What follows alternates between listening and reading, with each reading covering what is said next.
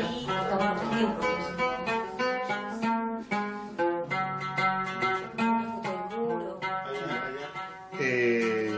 O sea, se va a terminar de vender este.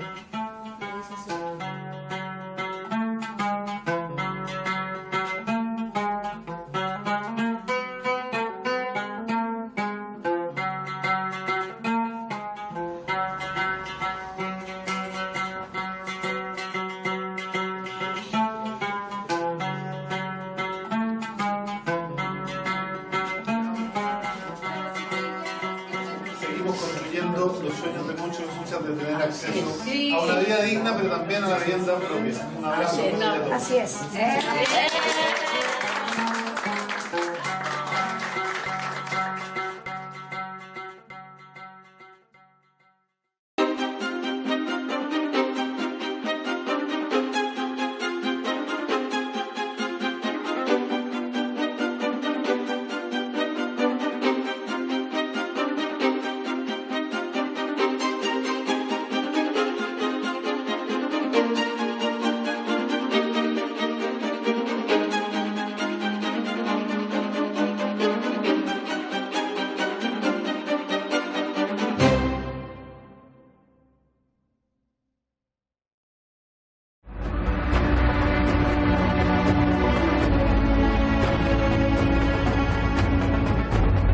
Soy Daniel Jadwe, chileno de origen palestino, nacido como tantos otros palestinos del mundo en la diáspora.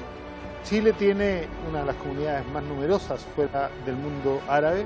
Se dice que somos cerca de 300.000, pero somos millones repartidos por la faz de la tierra, lejos de nuestra patria, pero comprometidos con la identidad, la historia y la lucha de nuestro pueblo, de nuestra tierra, que es y será por siempre Palestina. Hola, bienvenidos a todos y todas. Marhaba, Ahlen. Desde el 7 de octubre estamos viviendo una nueva catástrofe de la cual es víctima el pueblo palestino. Las imágenes de las atrocidades y los crímenes de guerra de Israel han llenado las redes sociales, no así los medios de comunicación hegemónicos que han tratado de ocultar esta terrible verdad. Veamos las siguientes imágenes para poder comprender y entender más lo que está sucediendo.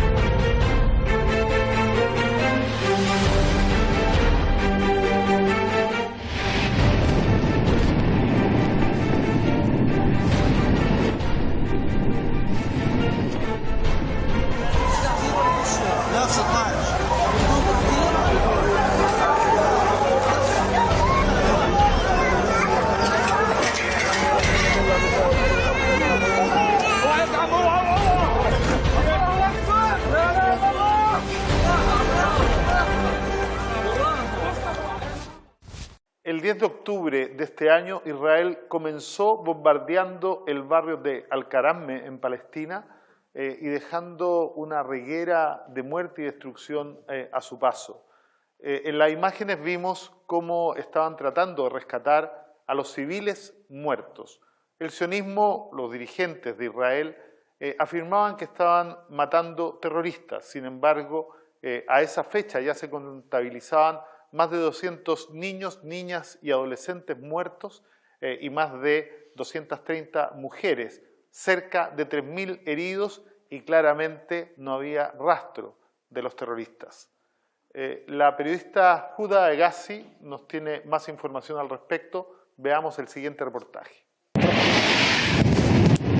En la primera semana de enfrentamientos en la batalla Tormenta de Al-Aqsa, el régimen de Israel cometió uno de sus primeros genocidios en la Franja de Gaza.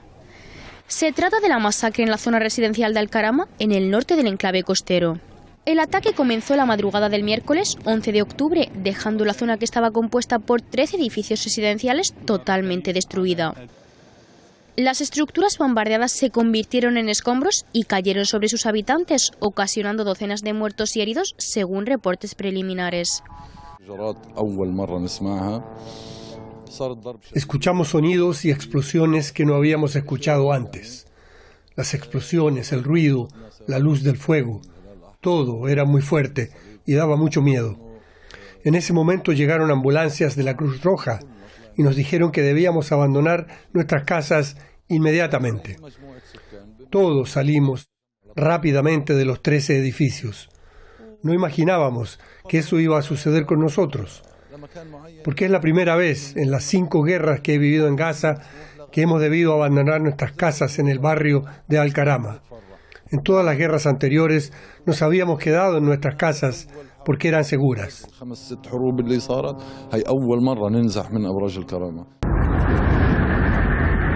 Lo que ocurrió en el barrio de Al-Karama fue solamente una de las más de 2000 masacres que ha realizado el ejército de Israel en toda la franja de Gaza. Asimismo, estos ataques se repitieron en zonas como Tal al-Hawa, Al-Zaytun, Al-Shijaiya y Al-Rimal en la ciudad de Gaza, donde estos barrios han sido completamente destruidos. Lo mismo ocurrió en el campamento de Jabalia y Beit Hanun, al norte de la franja, donde completas zonas residenciales fueron arrasadas. Los crímenes de la ocupación se han repetido en muchas zonas. Al principio bombardearon la zona de Al-Karama y ahí la situación era muy complicada, ya que además les atacaron con fósforo blanco. En el barrio de Al-Karama bombardearon los edificios y sus residentes estaban en su interior. Mi mujer estaba allí y yo no podía hacer nada para salvarla. Y solo lograron salir después de la coordinación con la Cruz Roja y consiguieron sacarlos a las 2 de la madrugada bajo bombardeos. Y este escenario se ha repetido en el Sheikh Radwan, en la zona de Al-Rimal.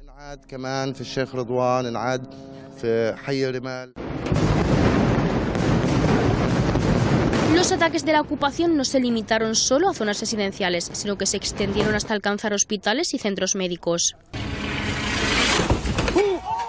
El complejo hospitalario de Al-Shifa fue uno de los hospitales invadidos y bombardeados por la ocupación, en el momento en el que centenares de heridos y equipos médicos se encontraban en su interior. Asimismo, heridos y personal del equipo médico, como el director del complejo, Mohamed Abu Selmiya, fueron arrestados por los soldados del régimen.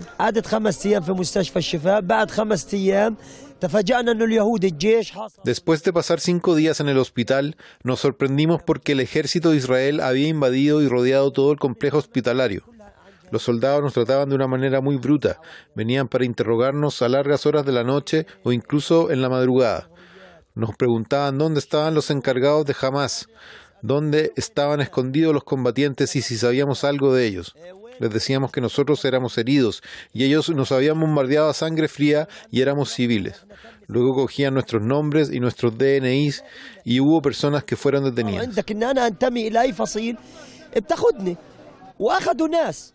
Después de una semana de tregua humanitaria, la guerra se reanudó en la franja. Sin embargo, esta vez el objetivo es la zona sur. En la primera fase de la guerra, el régimen israelí cometió crímenes atroces en el norte de la franja de Gaza, acabando con la vida de miles de gazatíes con sus ataques indiscriminados a zonas residenciales y hospitales. Ahora, en esta segunda fase, el objetivo es el sur y por ende los ataques se están volviendo más brutales y violentos. Uday Ghazi, Hispan TV, Gaza, Palestina. El reportaje no solo muestra las atrocidades y los crímenes de guerra llevadas a cabo por el ejército terrorista de Israel, sino que también la hipocresía sin límite de los dirigentes de ese país. Al principio decían y trataron de lanzar a más de 1 millón de personas que fueran hacia el sur para salvar las vidas y poder, entre comillas, perseguir a lo que ellos llaman terroristas. Luego de que ellos se comenzaron a desplazar, fueron bombardeados en las mismas carreteras y asesinados miles de civiles que corrían con banderas blancas para salvar sus vidas. Hoy los bombardeos y los crímenes de guerra se han trasladado al sur y la comunidad internacional sigue de una u otra manera apoyando a Israel y apoyando el genocidio. Vamos a continuación a entrevistar a un periodista, escritor y analista brasileño, Breno Altman, que en el último tiempo, sobre todo en estos acontecimientos, ha sido acusado de ser antisemita por criticar duramente la política de exterminio físico y político del pueblo palestino que ha llevado a cabo Israel. Hola Breno, ¿cómo estás, hermano y compañero? Muchas gracias por aceptar esta invitación. Te quiero hacer dos preguntas antes de pasar a un par de preguntas del público. Las voy a hacer las dos juntos para dejar que te puedas extender como quieras. Lo primero, en el último tiempo fuiste acusado de ser antisemita, ¿no? Incluso tratando de judicializar acciones en contra tuya por algunos escritos que critican las políticas de Israel. Cuéntanos cuál es la diferencia entre ser judío y ser sionista, y después de aquello, cuéntanos qué nos permite hablar hoy de un genocidio en curso y de un proceso de limpieza étnica en Palestina. Bueno, antes de todo, muchas gracias por la invitación, Javier. Para mí es un gusto estar acá con ustedes.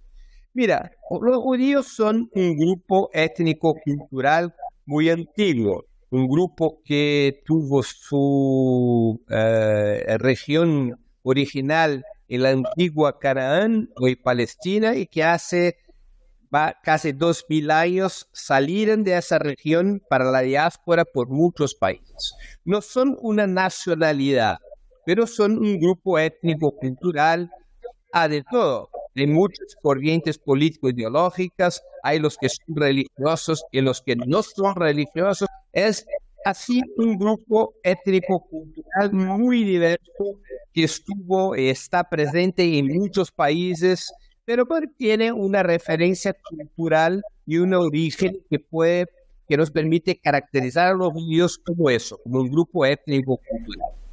El sionismo es una corriente político-ideológica que tiene influencia y hoy día tiene mucha influencia entre los judíos, pero es solamente una corriente político-ideológica que ha sido creada en el final del siglo XIX por un periodista húngaro llamado Theodor Herzl. Esa teoría político-ideológica defendía y defiende dos cuestiones fundamentales. La primera, la creación de un Estado étnico-cultural judío y un Estado de supremacía judía.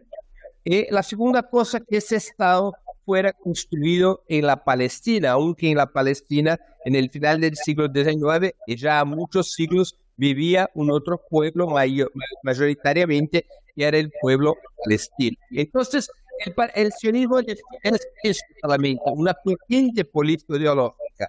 Hace tanto sentido atacar a los antisionistas como antisemitas, como hacía sentido en el pasado atacar como anti-italianos todos los que fueran antifascistas. O sea, una cosa son los judíos, y es un grupo cultural que tiene de todo. Tiene comunistas, tiene religiosos, tiene sionistas, tiene de todo. Otra cosa es la corriente político-ideológica que es el sionismo. Combatir esa corriente nada tiene que ver con antisemitismo. Sobre el tema de la limpieza étnica, mira, hay muchos documentos de las Naciones Unidas, muchas reglas internacionales que determinan lo que sea el genocidio, la Convención sobre el Genocidio de 1948, y que introduce como una de las prácticas la limpieza étnica. La limpieza étnica no es otra cosa que sacar un pueblo de su territorio para que ese territorio esté ocupado por el Estado de una otra nacionalidad o de un otro pueblo. Es eso que hace Israel desde el principio del siglo XX, y de una forma organizada, de una forma estatal, desde la creación del Estado de Israel en 14 de mayo de 1948. Voy a ofrecer dos preguntas al público para que se la hagan a Breno y él las pueda contestar para finalizar este bloque. ¿Quién quiere consultar? Hola, mi nombre es Vicente Hernández y mi pregunta es ¿qué similitudes hay entre lo que fue la NAFCA y lo que ocurre hoy en Palestina? Gracias, Vicente. ¿Otra consulta? Hola, mi nombre es Ana María Olivares, soy presidenta del Consejo Metropolitano del Colegio de Periodistas. Mi consulta es, ¿por qué si la ocupación ha sido permanente y por tantos años la NAFCA sigue siendo un hito tan relevante? Muchas gracias. Breno, ahí están las dos preguntas, compañero. Le dejo la palabra.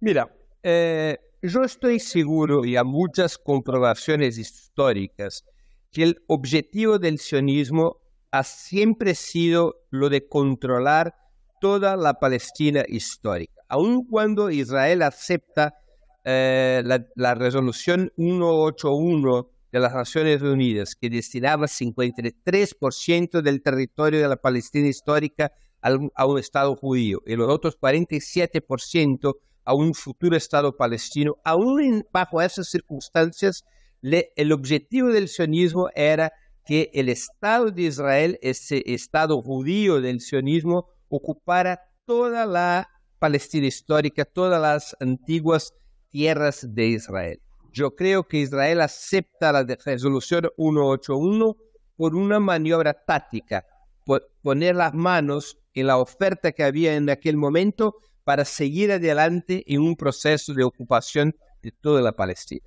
Y esa es la historia desde 48, una sucesiva ampliación de territorios bajo el control del Estado sionista. Es un Nakba permanente en términos de limpieza étnica. Israel recibió 53% del territorio en 48, en 49 ya tenía, después de la primera guerra árabe-israelí, Israel ya tenía, el Estado sionista ya tenía 79% de los territorios, en 67, 100% de los territorios después de la tercera guerra árabe-israelí, o más conocida como la Guerra de los 6 días. Desde 67, Israel ocupa toda la Palestina, incluyendo Jerusalén Oriental.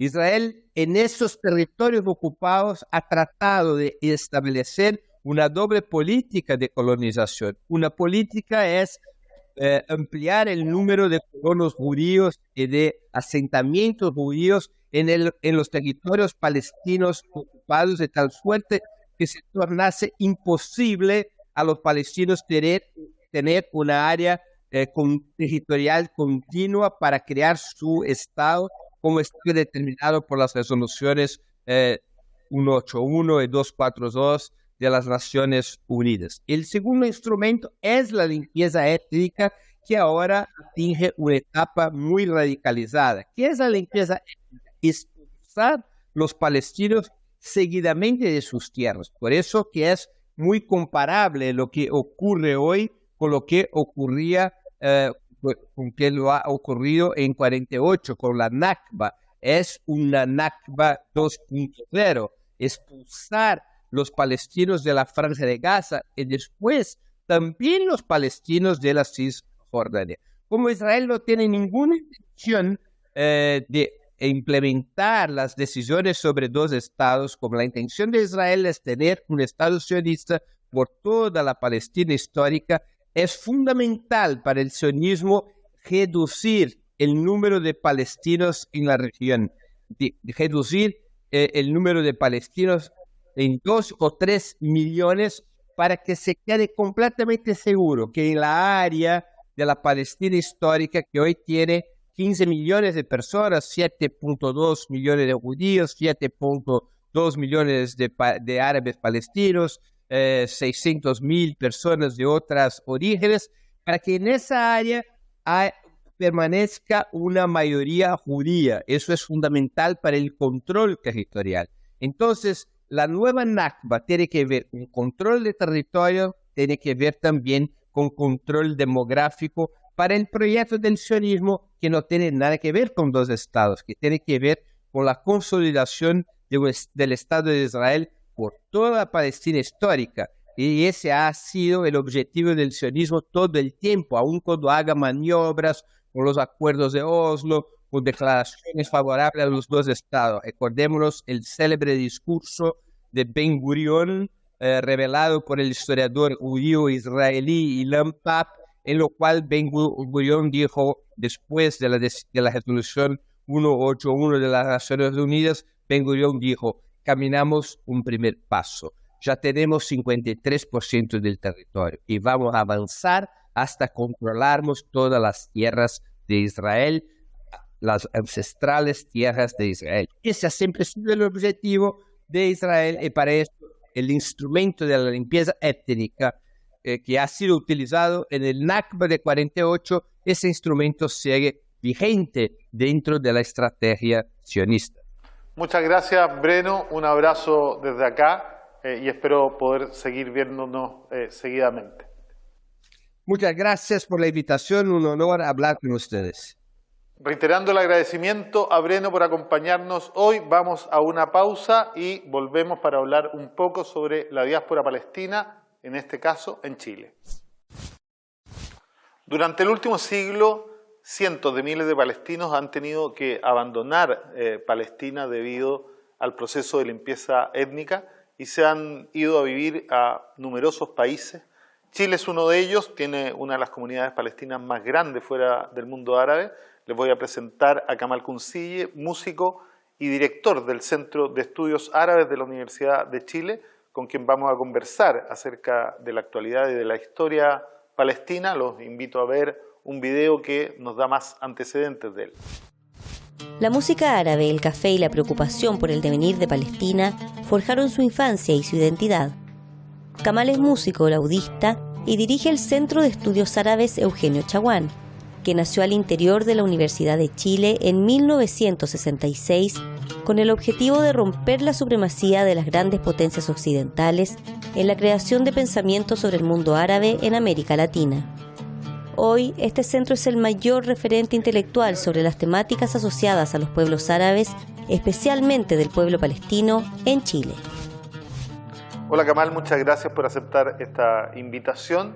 Quiero partir preguntándote, ¿cuándo llegó tu familia a Chile? Hola Daniel, muchas gracias a ustedes. Mi familia paterna, mi bisabuelo en 1910 y mi familia materna con mi madre ya nacida con alrededor de 9 años, el año 1956. O sea, son las dos migraciones respecto a la Primera Guerra y respecto del establecimiento del Estado sionista en Palestina. ¿Por qué se vinieron en ambas situaciones? O sea, bueno, claro, como tú dices, de las dos olas principales de migración, la primera, como debido a la crisis con el Imperio Otomano, digamos, y mi bisabuelo era de esa primera ola de migrantes que se venía escapando de que no los enviaran a la guerra, digamos, a las guerras del Imperio Otomano, digamos, y la segunda, claro, por los problemas que empezaron a surgir tras el establecimiento del Estado de Israel, particularmente también la situación conflictiva que se produjo con la anexión por parte de Jordania del territorio de Belén, de todo lo que hoy día conocemos como la Cisjordania, digamos. De lo que recuerdas de las conversaciones que de niño tienes que haber escuchado, ¿existió siempre en ellos la intención de volver y el sueño de volver a Palestina? Yo, de las conversaciones que recuerdo de niño, recuerdo más, claro, siempre una atención a la situación que allá se vivía, ¿ya? Me acuerdo, por ejemplo, que mi padre me contaba que de niño, porque él vivió con su abuelo gran parte de su infancia, que cómo se reunían, por ejemplo, en la casa de su abuelo entre los años 47 y 49, digamos, todos los parientes y los migrantes de la ciudad de Beit Sahur, digamos, a escuchar las noticias sobre lo que estaba pasando en Palestina con la partición, después la guerra que empezó, ¿cierto? Digamos, la Nakba, ¿cierto? Como se reunían ahí a escuchar las noticias. En la casa de mi familia materna también lo mismo, digamos, muchos recuerdos de la atención a los acontecimientos, ¿no? que se iban sucediendo. Ahora, sobre el deseo de volver, yo siempre vi en el caso de mi familia materna, no vi mucho ese deseo, digamos. Yo creo que fue bastante más traumático el tema después de 1948, la salida, entonces, evidentemente. Y por el lado de mi familia paterna, la verdad es que eso nunca se habló, pero yo después, por investigaciones, digamos, que tienen que ver con ni siquiera, o sea, por lazos ya con el mundo de la investigación en estos asuntos, digamos. Recuerdo, me encontré con una solicitud de mi bisabuelo al mandato británico para volver, ¿no? Hay un doctorando, pues ya un doctor, Nadim Bawalsa, un palestino que se estaba doctorando en historia en la Universidad de Nueva York, y vino a Chile a investigar, justamente él estaba investigando una cosa que nunca se había estudiado mucho, que eran las solicitudes que habían hecho los palestinos de Chile al mandato británico para volver. Y encontraron una de tu bisabuelo. Sí. Tú desde que naciste, yo por lo menos de lo que recuerdo, nos conocemos hace más años de los que nos gustaría reconocer, ¿no? Siempre te vi ligado al estudio de la cultura, la mantención de las tradiciones y hoy día convertido en parte de este cuerpo de académicos que sigue investigando sobre la realidad palestina. ¿Cómo estás viendo lo que está pasando hoy en Palestina? Uy. La verdad es que es terrible porque uno, bueno, está años en esto, bueno, si tú me conoces, nos conocemos desde muchos años, digamos, yo en parte me inicié en el mundo de la causa yendo a las clases en tu oficina en Antonio López de Bello, de adolescente, digamos, 14, 15 años, y bueno, de ahí entré en el mundo de la militancia, en las juventudes, eso me motivó a estudiar ciencia política y digamos, a interesarme en la teoría política luego, seguir todos los estudios que seguí, digamos, de ciencia política, filosofía, y meterme en los estudios árabes para comprender, digamos, lo que pasaba en toda la región, la historia, la política, el pensamiento. Por otro lado, lo que tú decías de las tradiciones, ¿cierto? Muy ligado a la música, a la cultura, Dabke, que también inicié contigo, digamos, desde niño. Y claro, hoy día es terrible ver que estamos quizá más atrás que en ese momento en que yo me inicié en todo esto, ¿no? En el fondo estamos peor que el mismo 48 probablemente, por lo que uno estudia históricamente, ¿cierto?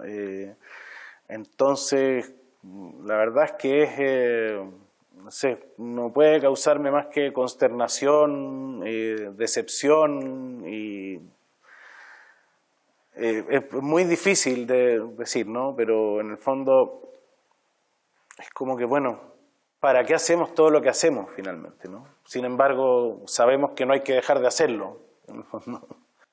Yo sé que tú has viajado muchas veces a Palestina, ¿no? Has estado allá, has de una u otra manera reconstruido los lazos que en las generaciones superiores a la nuestra se fueron perdiendo por razones que están de más explicar. ¿Cuándo fue tu último viaje a Palestina? Ese ya fue hace mucho tiempo. La verdad es que sí, efectivamente. El primero y el bastante. El primero fue el año 96. Ajá.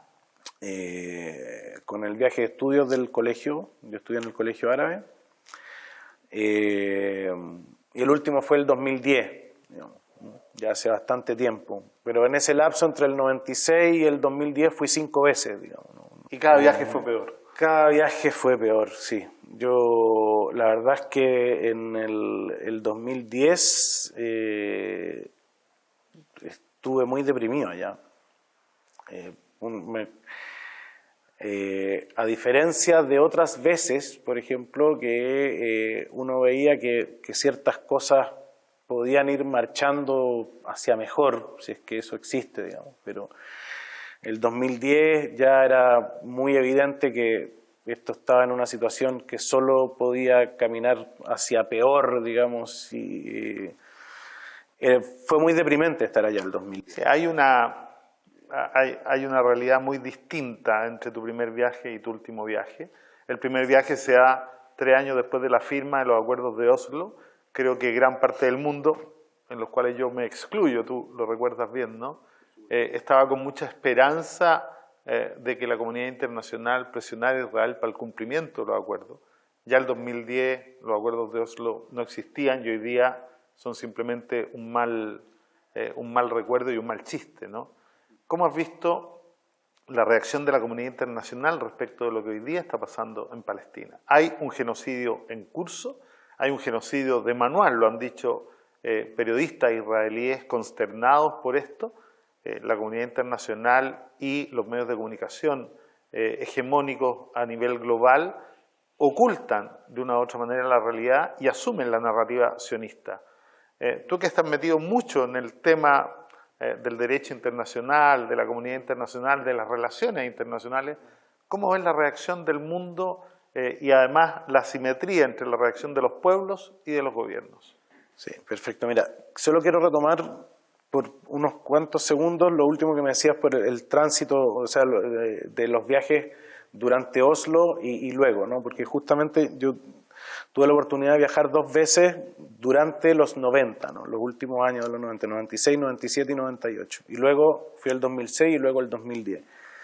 Durante los 90, durante la época de Oslo, se notó y con cierta ingenuidad, por cierto, por parte del pueblo palestino, una voluntad de creación de Estado, que uno por otro lado podía ver que de parte de Israel nunca estuvo esa voluntad de reconocer esa construcción.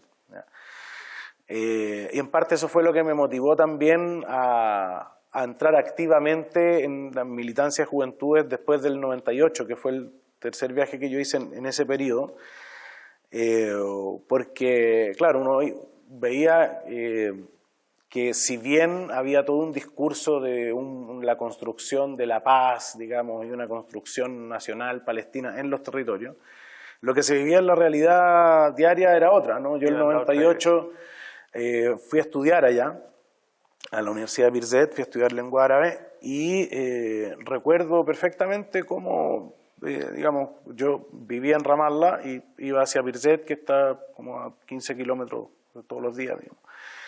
Y todos los días estaba un checkpoint entre Ramallah y Birzeit que paraba el bus estudiantil, digamos, el bus de la universidad que se dirigía hacia allá, y en las revisiones bajaban 2 o 3 estudiantes que tú varias veces a muchos de ellos no los volvías a ver, digamos.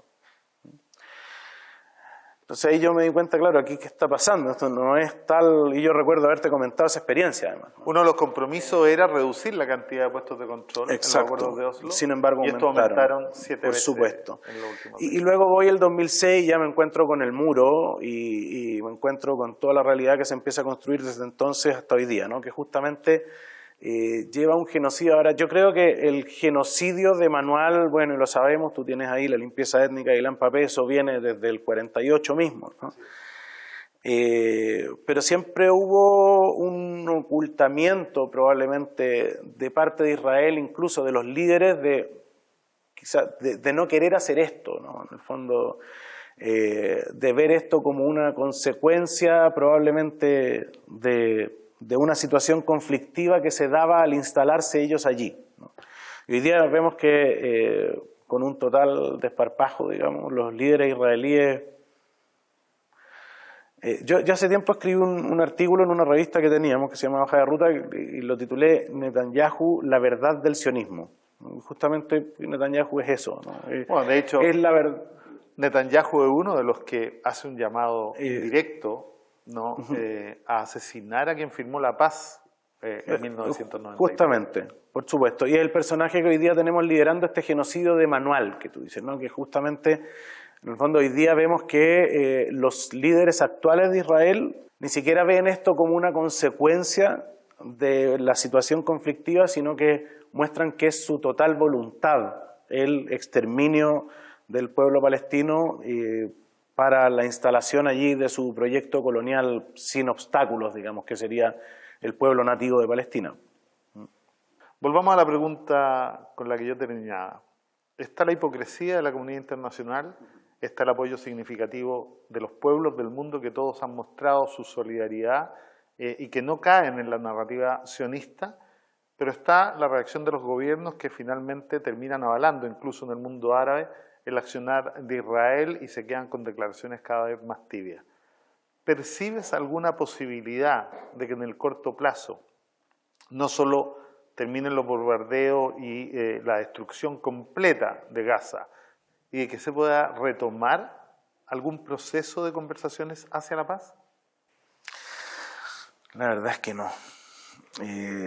Yo estoy viendo esto de manera muy pesimista, digamos. O sea, a ver, pronto tendrán que terminar los bombardeos, porque si no, efectivamente va a ser o sea, ya es un genocidio, una limpieza étnica, pero va a ser un exterminio absoluto, digamos, de la población de Gaza si es que esto no termina pronto, ¿no? Porque estamos viendo, no sé, pues, 1000 personas diarias que están muriendo, en el fondo no es una cosa... entonces es muy difícil pensar, deberíamos pensar, ¿no?, que lo deseable sería que esto terminara luego, ¿no? Por lo menos, pero una cosa es que se detengan los bombardeos y otra cosa es que existan las posibilidades de que se camine hacia conversaciones hacia la paz, ¿no? Ayer Netanyahu decía que no tiene ninguna disposición a entregar el control de la Franja de Gaza a la Autoridad Nacional Palestina, de manera que aquí lo más probable es que se consolide una anexión y una expulsión, digamos, de la población palestina a la Franja de Gaza, de manera que la situación ha empeorado bastante y en el corto plazo yo pienso que solo puede empeorar más, ¿no? Y justamente pensando en las reacciones de la comunidad internacional, ¿no? Tú bien has planteado, ¿cierto?, una dualidad, una diferencia entre las reacciones de los pueblos y los gobiernos. Yo creo que eso es algo que también se viene haciendo evidente en la política mundial de los últimos años, digamos, un clivaje como entre las élites y los pueblos, ¿no? Y efectivamente eso se ve, como, no sé, pues, los gobiernos prohíben las manifestaciones, sin embargo salen más de 500.000 de personas a manifestarse, ¿no? Efectivamente los pueblos no piensan como sus gobiernos, digamos, ¿ya? Pero lamentablemente quienes controlan las decisiones y sobre todo en el plano internacional son los gobiernos. Y mientras haya, ¿cierto?, una venia total, digamos, respecto del actuar de Israel de parte de los gobiernos, porque hay cosas simbólicas, ¿no? Nos vemos como Blinken ayer decía, ¿cierto?, que va a restringir las visas a los colonos que hostiguen a los palestinos. Eso no es nada, ¿no? O sea, en el fondo dice eso mientras les están pasando apoyo financiero y militar directo a Israel para que practique este mismo genocidio. No es la ayuda que pasan anualmente y que pueden decir, bueno, nosotros no sabemos esto en qué se gasta, ¿cierto? Si lo gastan en tal cosa, bueno, allá ellos, no. O sea, surgió la crisis y Biden fue a dar el apoyo directo para esta crisis, envió militares directamente para esta crisis y aumentó el apoyo financiero para esta crisis, ¿cierto? Tenemos todos los gobiernos cómplices de Europa que han dado su total apoyo al actuar de Israel, la secretaria de la Unión Europea también, ¿cierto? Por lo tanto, es muy difícil que mientras Israel siga actuando con total impunidad, la verdad, y esto son cosas que nosotros son obvias, ¿no? Mientras Israel siga actuando con total impunidad y no tenga ningún incentivo para dejar de actuar como actúa, la verdad es que es muy difícil. Muchas gracias, Kamal. Vamos a una pausa y ya regresamos. No. Okay, explain. I see Jews as the chosen nation. Okay. They were chosen by Hashem. Does that make Jews better? Makes Jews different. Okay. Like so, not all of our body parts are the same. They're all the same parts of the body, but there's the mind, there's the heart, there's the foot. They're not all the same. They're all part of the same body. Do they deserve the same rights? Let's put it that way. Jews, non-Jews, anyone who lives here, let's say, does everyone deserve the same, treated the same? Let's put it that way. I think not. I think that this is the nation of the Jews, that the Jews should have more rights than non-Jews. Like, give me an example of a right that a Jew should have that a non-Jew shouldn't. Right now, there's the right for Jews to come to Israel and to get your citizenship, which isn't for all non-Jews. Well, this is the land for the Jews. All Jews can come and live here. I think that Jews should have more rights than non-Jews. Can you give another example? Maybe even a law that doesn't exist, or a right that should exist. I think that the Jews should get land here, like the Bible.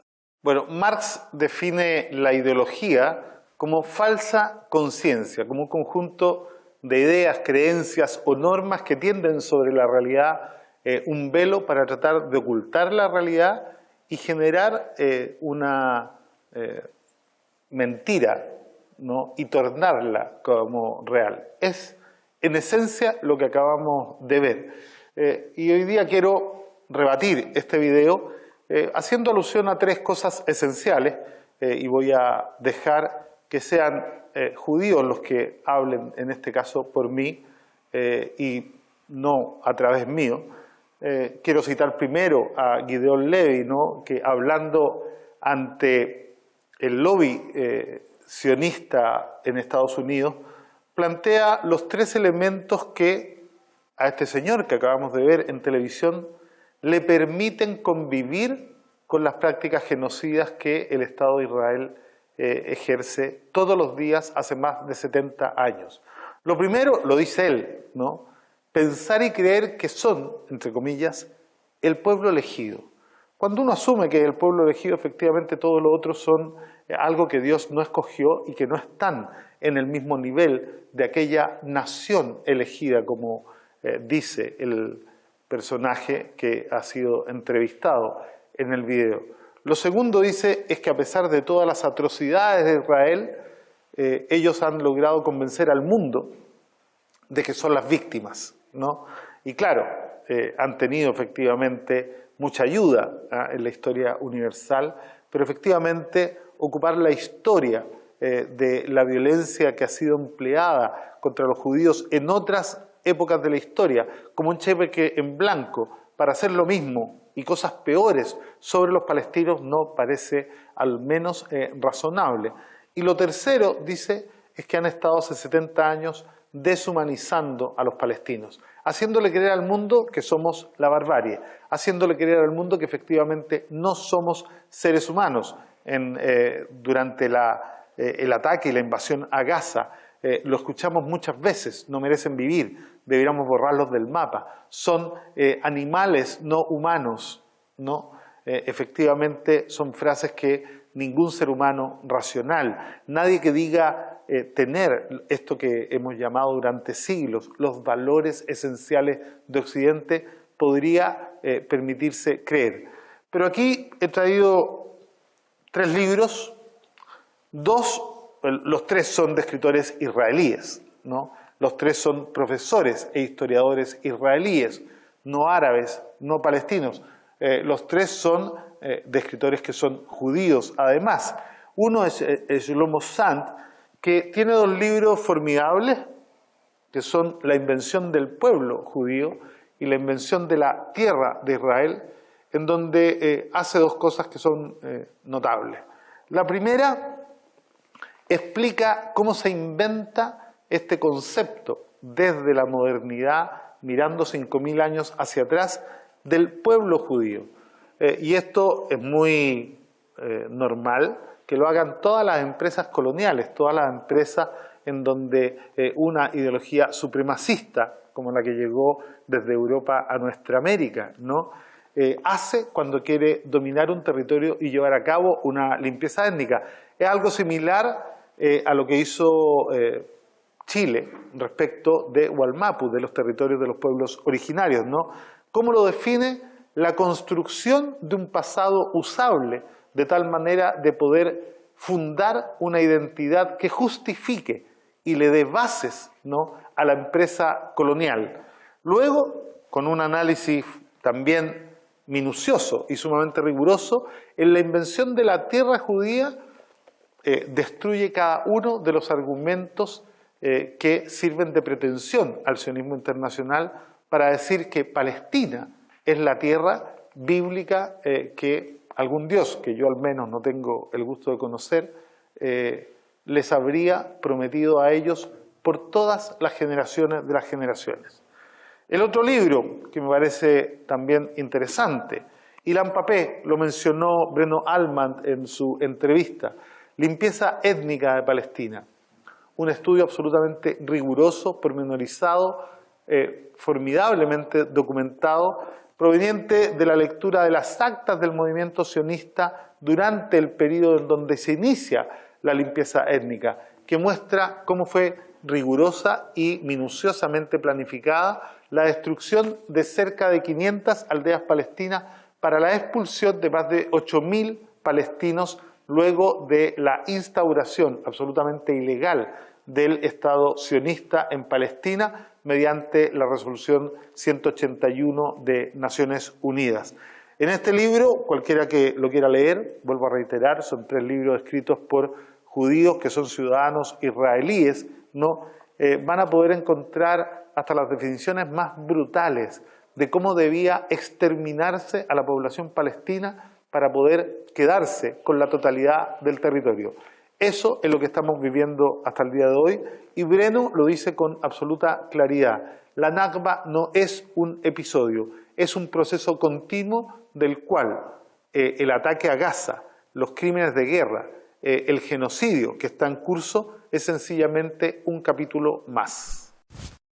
Quiero darle la posibilidad a todos y cada uno de ustedes y cada una de ustedes que puedan hacer preguntas para complementar esta parte que pretende explicar lo inexplicable, ¿no? Ofrezco la palabra.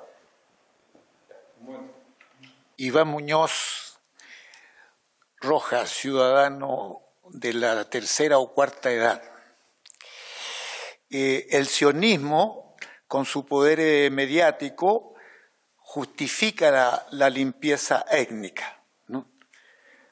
¿Cuál es la validez que tienen esos argumentos? Por favor. Soy Úrsula Fuentes, trabajadora doméstica no remunerada, lo que es conocido como dueña de casa, y me gustaría saber cómo evalúa la respuesta de la comunidad internacional ante los crímenes cometidos por el Estado sionista. Voy a partir contestando al revés, primero a Úrsula, porque creo que la pregunta parte, ¿no?, de una concepción que podría no ajustarse plenamente a la realidad. ¿A qué me refiero cuando uno habla de comunidad internacional? Las comunidades son comunidades de intereses y comunidades de objetivos. Y yo no creo que exista en el mundo una comunidad internacional. Lo que existe en el mundo es una arquitectura de escala global, una arquitectura institucional que está pensada para que unos países dominen a otros y para que el imperio, sobre todo el imperio norteamericano, pueda llevar a cabo su influencia en la medida en que el capital transnacional se va globalizando y defender a cualquier costo sus intereses en cualquier parte del mundo. Estamos cumpliendo 200 años de la doctrina Monroe, cuando los norteamericanos plantearon que América era para los americanos. Pocos comprendieron que en inglés Americans se refiere a los estadounidenses, no a los pueblos originarios de nuestra nación. Y en la medida que el capital transnacional se fue globalizando y cuando ya América Latina sencillamente dejó de ser suficiente para el imperio, ellos primero se quisieron adueñar de Europa, del Asia, de los territorios que fueron gobernados por la experiencia soviética, y hoy día, de verdad, es que uno puede sentirlo, ¿no? Es el mundo para los americanos. Eso es lo que explica la guerra en Libia, la guerra en Siria, la guerra en Irak, la guerra y la invasión y los crímenes de guerra y el genocidio en Palestina. Y por lo tanto, ¿qué respuesta podría tener una comunidad que no es más que sencillamente un títere, incluido Europa, ¿no?, de los intereses norteamericanos a escala global? No puede haber, ni siquiera en el mundo árabe, que ha tenido una respuesta absolutamente insuficiente y vergonzosa.